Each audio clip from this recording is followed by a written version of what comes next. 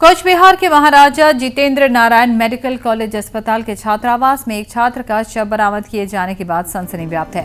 मृतक छात्र की पहचान बिहार के बेगूसराय निवासी किशन कुमार के रूप में की गई है।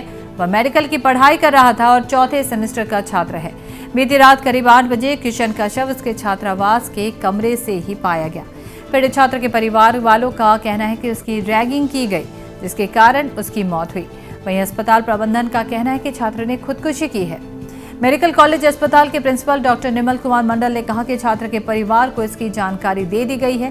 उधर पुलिस मामले की जांच कर रही है। उन्होंने कहा कि छात्र ने खुदकुशी की है, लेकिन किस कारण से उसने आत्महत्या की, इस बारे में कोई जानकारी नहीं है।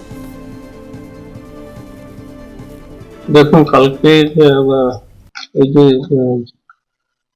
12টার পরে রাত 12টার পর আমি একটা ফোন কল পেলাম আমাদের ইন্টার্ন হোস্টেল থেকে যে একজন ইন্টার্ন মানে যারা স্টুডেন্টশিপ শেষ হয়ে গেছে, যে ট্রেনিংশিপে আছে লাস্টে, নাম কিষান কুমার।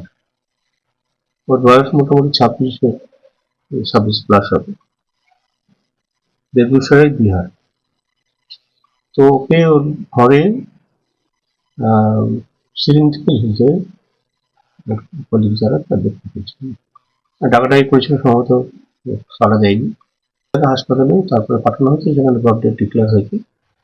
তারপর এখন পেন্ডিং পোস্টমর্টম কাল রাত্রে বাবার সঙ্গে কথা হয়েছে, ওনারা সম্ভবত অন দ্য ওয়ে।